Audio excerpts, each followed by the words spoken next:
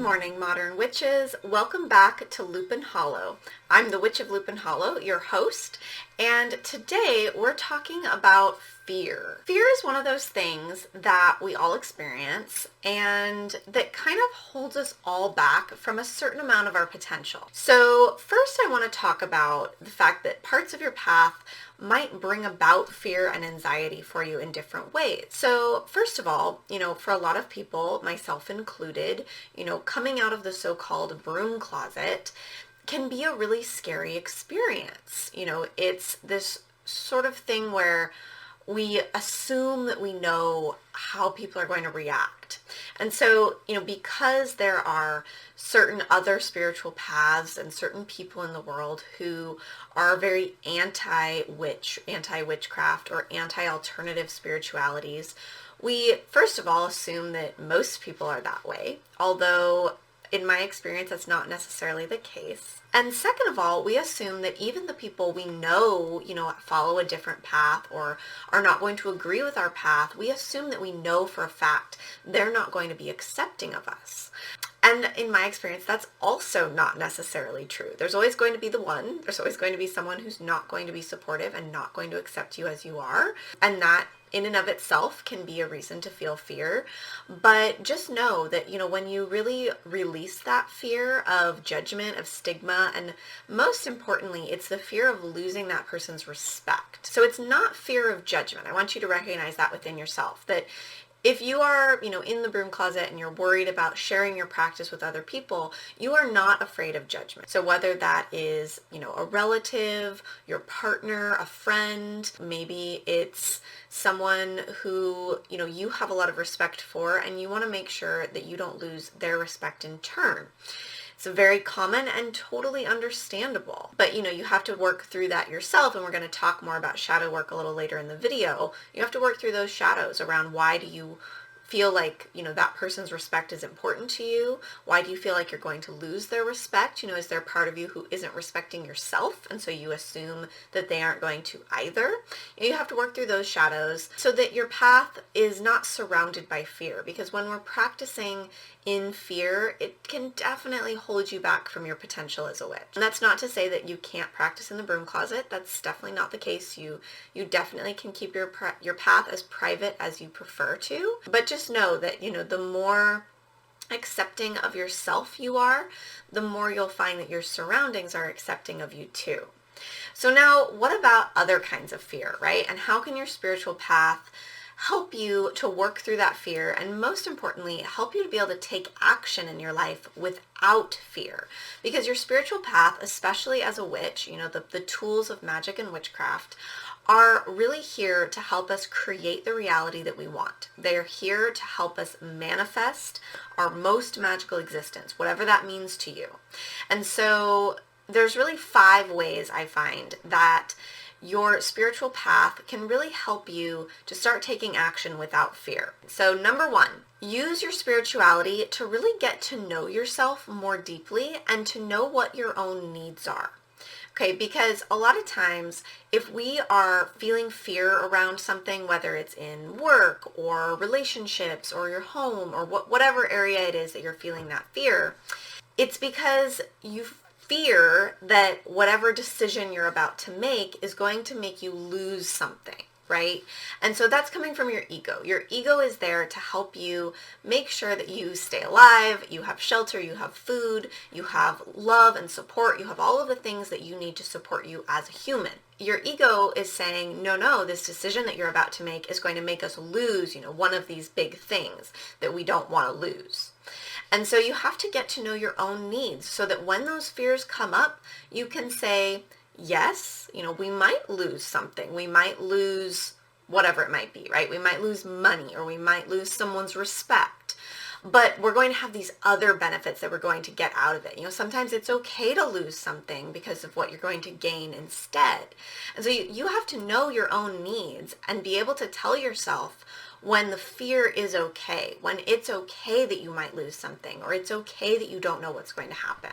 Using your spirituality, you really get to check every decision and every thing that enters your life, every experience you have, you get to check it against your intuition because you've used your intuition to know what your needs are. So, maybe your needs are for space or solitude, or maybe you really need creative expression in your life. Whatever your needs are, every part of your life should be fulfilling some of those needs. And it's okay if they're also fulfilling other people's needs. That's great, right? But you want to make sure that every decision you make is fulfilling your deep spiritual needs, right? So it's not it's not a self-serving thing. It's more about making sure that everything you're doing is in alignment with what you need to feel fulfilled. If you're not feeling fulfilled, then something in your life is keeping you from feeling that way. Number 2 is to practice your intuition daily. Now that might sound funny, like how do you practice intuition? One tool, of course, is to use divination. So you can use the cards or any divination tool like runes or pendulums to practice your intuition. But honestly, the most important and most valuable way to practice your intuition is to ask yourself questions and to just see what the answers are. So, if you're making a small decision, like let's say you're going into the coffee shop and you're ordering a pastry for breakfast, right? And you have 3 options that all sound pretty good and you're not sure which one you really want. Take a second, close your eyes if you can, and ask yourself, which one do I really want? And whatever thing pops into your head, do it and see if it's what you really wanted, right? That's the only way you're really going to learn to be able to trust your intuition, is by asking yourself questions and then answering them, taking the answers and learning to trust them. And that really takes us to number 3, which is to ask your divination tools questions and then to trust the answer. Because a lot of times when we're using divination tools, and I'm going to use the cards as an example, so tarot or oracle cards, when we're using a divination tool, a lot of times we think maybe we didn't get everything we were supposed to out of the reading, right? Maybe we didn't understand everything we were supposed to about the card that we drew in answer to a particular question, or maybe just your daily card for the day. And instead of tapping into our intuition and asking ourselves, what else do I need to know from this? What other message do I need to hear today? We'll pull another card. And sometimes that can be really powerful, right? But a lot of times the second card just muddies things even more. It makes it more confusing because we've second guessed our intuition. We've said, no, I don't have these answers myself. I need more information to be able to understand what the answer that I need is. When in fact, you definitely always have the answer inside of you. You know what the right path is. You know what you're supposed to do. You've just second guessed yourself. So number 3 is, when you're using divination tools, or even when you're asking yourself questions, right, is to learn to trust the answer and to learn to act on the answer. Even if you don't really like the answer, sometimes the answer is that you're supposed to, leave a situation you are pretty comfortable in, like a job or a relationship. Sometimes the answer is to do something that your ego says, no, we might lose something valuable, right? Even though you're going to gain something better out of it. And so trusting the answers you receive, whether from your internal intuition or from the divination tools that you use, is all important for learning to take action. Because when we second guess ourselves, we keep ourselves from taking action, right? Because we're focusing our energy on asking the question instead of acting on the answer. Now, number 4 is to do the shadow work. So shadow work is the super powerful, all-important thing that every witch has in her toolkit, but that most of us ignore most of the time. So shadow work is the process of learning to understand our karmic wounds, our fears and anxieties around things. It's learning to understand where all of those things come from, what their source is, and how they come out in us. And so, for me, shadow work is really about journaling. It's about asking myself questions and then being really surprised by the answers. So if you feel like you have a shadow around, let's say, being afraid to take action, right? If you have a shadow around that, you have this karmic wound that needs healing around that, then you have to do the shadow work. If this fear of whatever it is that you're afraid of is holding you back, even if it's a general fear, right? It's just fear of change or fear of loss. If that fear is holding you back, then you have work to do. And you can't just expect that, using your divination tools and, aligning yourself with your needs, all of these other tools that I'm giving you today, you can't expect that those are going to work if you are still allowing the fear to live inside of you. So you have to do that shadow work to really throw back the curtains and come to understand where your shadows are coming from. Where is your fear coming from? What is the point of the fear? What is its source? What is it trying to tell you should be doing instead of what it is you want to be doing? So doing that shadow work, asking yourself the hard questions, and again, trusting the answers, allowing it to flow, not forcing it, not trying to answer those questions in the way you think they're supposed to be answered, answering them truly and honestly, even when it sounds really painful or gross to you. That, oh God, is that really how I feel? Yeah, sometimes it is. Sometimes we have all sorts of really deeply buried feelings that we don't like at all. We're like, oh my God, I intellectually know that this is ridiculous or this is wrong, but I do still believe it deep down. So you've got to do that work to be able to process the fear and release it and move on from it. And then number 5 is to be in flow. So this is the least actionable of my 5 tips for you today, but I think it's the most important.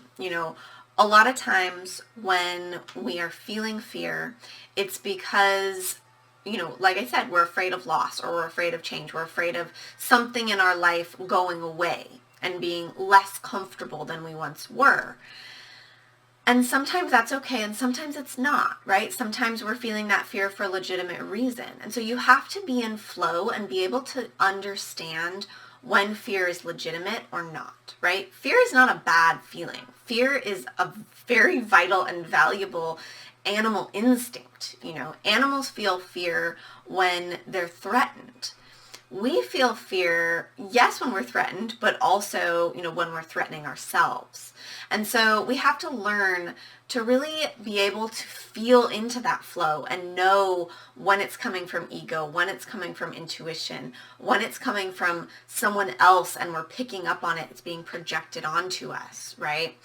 We have to be in flow to be able to feel what we're really truly feeling, not what we think we're feeling, and so that you can trust your intuition, because sometimes the answers you get from your intuition don't make any sense, but you've got to be in that flow to be able to know that you can trust it.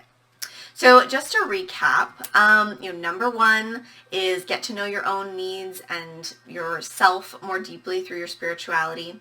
Number 2 is to practice your intuition daily. Ask yourself questions and see what the answers are. Number 3 is to trust the answers you receive, whether they're through your divination tools or just through your intuition, asking yourself questions. Just learn to trust, and that takes time. Number 4 is do the shadow work. Where are your fears coming from and why?